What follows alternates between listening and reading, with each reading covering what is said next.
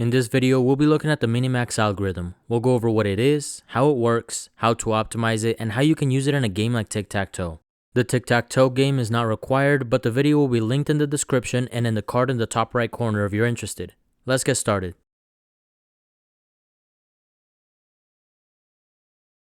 The Minimax algorithm is a search algorithm used to maximize the outcome given the worst case scenario. In a game like chess or tic-tac-toe, the best outcome is winning the game, while the worst case scenario is having an opponent who makes no mistakes. It follows a turn-based pattern where you are looking for the highest possible score while your opponent works to drop your score as much as they can. You are the maximizing player and your opponent is the minimizing player. The algorithm looks ahead and quantifies each move to decide the optimal path for both players. We can implement the Minimax algorithm using a recursive function. It will accept the current state of the game as well as a boolean to know if the current player is the maximizer or minimizer. You can also pass in a depth value to know when to stop searching, but for this example, we'll continue until the game is over. When we have reached the end of our search, we'll return the calculated score. And if we aren't done searching, we'll set the score to the worst possible value based on whose turn it is. The maximizer will start with negative infinity and the minimizer will start with positive infinity. Then, for each possible move after the current game state, we'll set the resulting score by recursing into the Minimax function as the opposite player. The maximizer will set the score to the highest result found, and the minimizer will set the score to the lowest result found.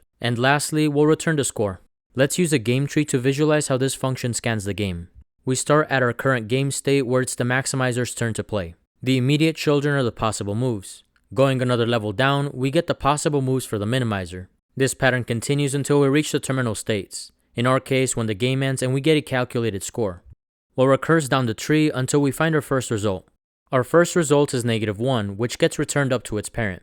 Since the parent node is a maximizing node, it'll choose the highest score it finds. The node will call its second child, which returns a score of 3. Since 3 is greater than -1, we update the score once again before returning to its parent. The minimizing node calls its second child in the same way, and the process continues. As you could see, the maximizing node picks the highest score while the minimizing node picks the lowest score, resulting in one of the values being passed all the way up to the root node.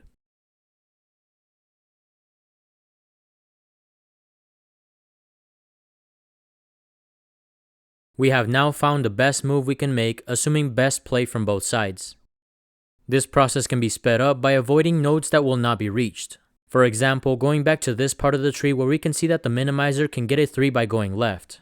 As we recurse right, the maximizer gets a 4. Since the maximizing node will pick the higher number, the result will either be 4 or greater.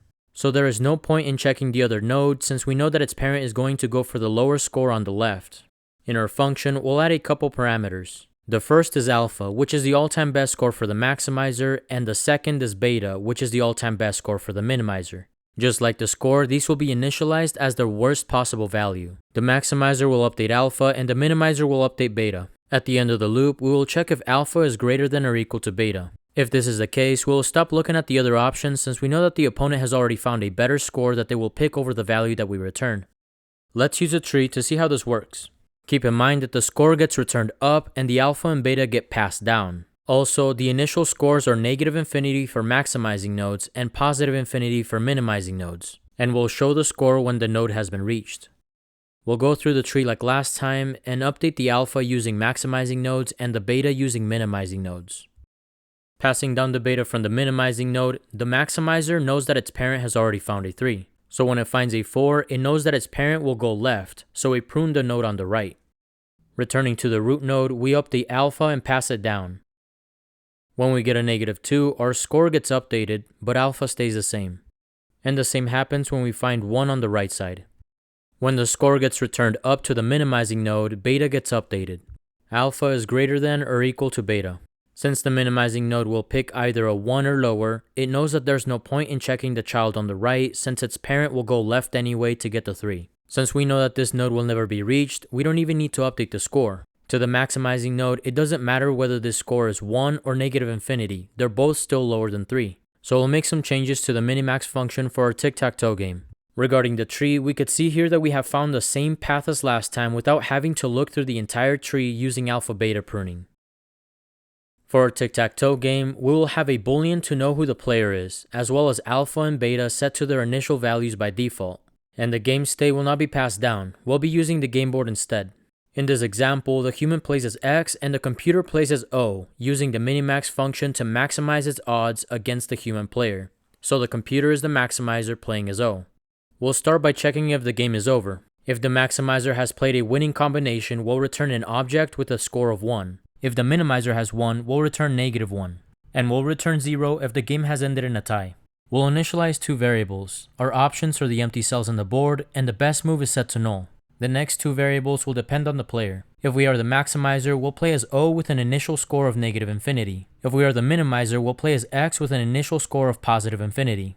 We'll now begin looping through our options using their index to make a move. We'll get the resulting score by recursing down as the opposite player and passing down the alpha and beta values. The move will then be undone so it doesn't affect the future outcomes. If we are the maximizer and get a result better than our all-time best, we'll update the best move to be the index, and the score and alpha will both be set to the new result.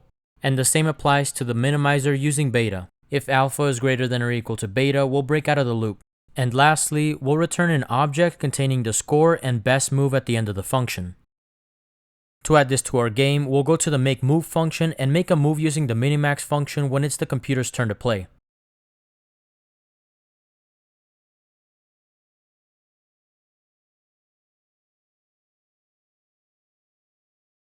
If you found this helpful, consider leaving a like, and thanks for watching.